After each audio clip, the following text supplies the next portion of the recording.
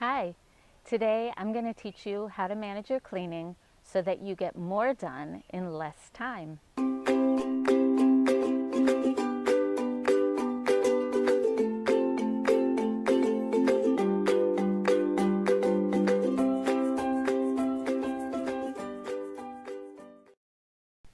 So we've reached step 4, the cleaning step, and for most people this is going to be a real relief. You finally get to take out your handy dandy cleaning supplies and really start to use your elbow grease and get your house clean for Pesach. You get to get rid of the chametz once and for all.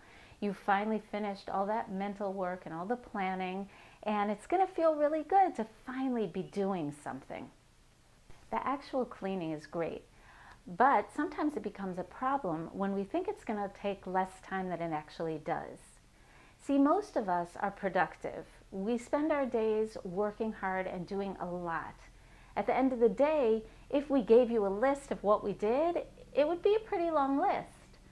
But we end up unsatisfied at the end of the day because productive just doesn't cut it for us. At the end of the day, we still have more things to do on our list, or the things we did created more things for us to do on our list. So in order for us to enjoy Pesach cleaning more and to have it feel good to us, we really want to make a distinction between being productive and being effective. What we really want is to be effective. And what does that mean? Effective means to do the right things in a fixed amount of time, calmly. So we talked about doing the right things when we talked about planning, when we talked about going into each room and deciding what you want to do in that room, what's going to be Pesach cleaning, what's going to be spring cleaning. The right things were the things that are most important for you to do when you're preparing for Pesach. That we talked about. We also talked about doing it calmly. When we talked about choosing your ways of being and how you want to be while you're cleaning, that was the calmly part. The piece that we haven't talked about yet is the piece of doing it in a fixed amount of time. And what do I mean by this? So most of us, we tackle a project by just starting. We start and we continue with the project until we've finished or until there's some natural boundary, like we have to go pick up our kids from school or it's time to make a meal. And then either we've finished or we haven't finished, but if we haven't finished, we end up kind of leaving it. That doesn't work for us because a lot of times we're left with a mess at the end of the project time, or we end up being more tired than we expected to be, or more stressed because it took us longer than we expected, and now there's something else to do that we're worried we might not get to. So if we're going to be effective, we need to handle ourselves differently when we're tackling a project. So what are we going to do? In order to be effective, we are going to choose the amount of time we're going to put on the project. We're going to decide this project is going to take me a certain amount of time. And then we stop at the end of that time. What's great about this? One is there's a good chance you'll finish in the amount of time you set up for you. But even if you don't, you finished what you set out to do. So you finished 100% of what you set out to do, and that means that you succeeded, as opposed to feeling at the end of the day like you worked and didn't complete what you set out to do. I'm going to show you a demonstration of how this works.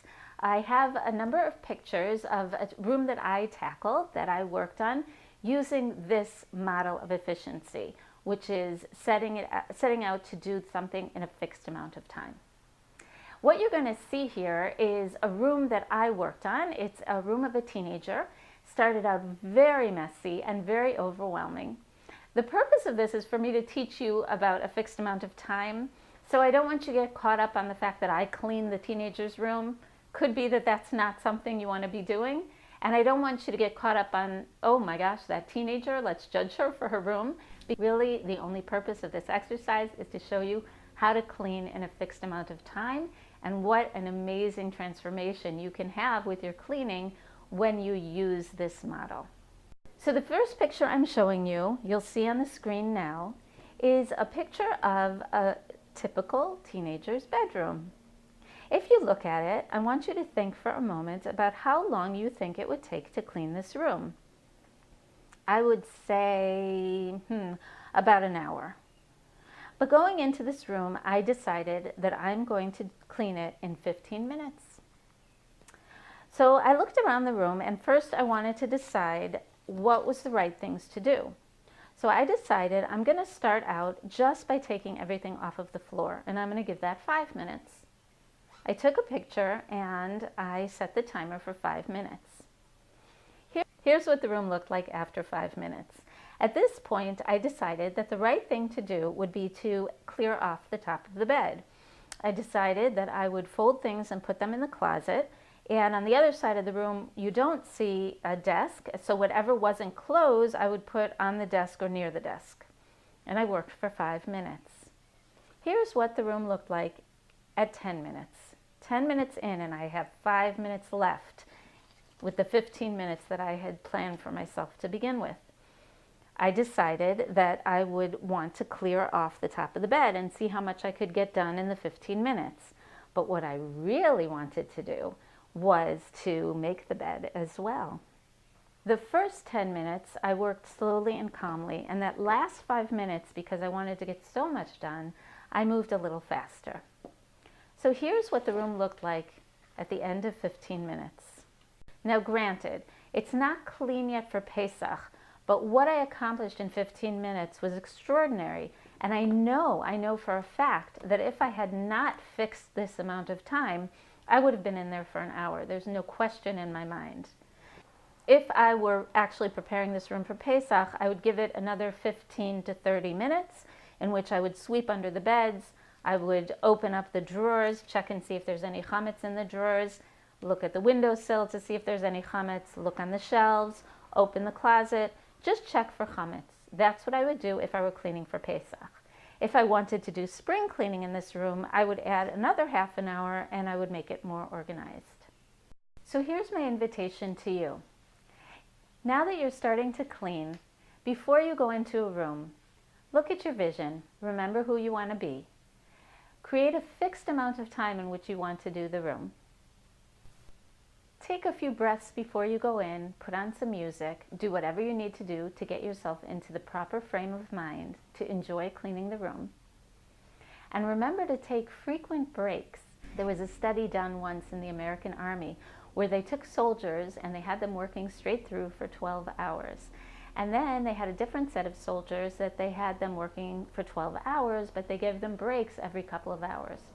The group of soldiers that had breaks every couple of hours were much more productive than the ones who didn't have breaks. I imagine they were also more effective. So please take frequent breaks. And now it's time for you to start cleaning. I'll see you in the next video where I teach you how to do menu planning and have fun while you're doing it.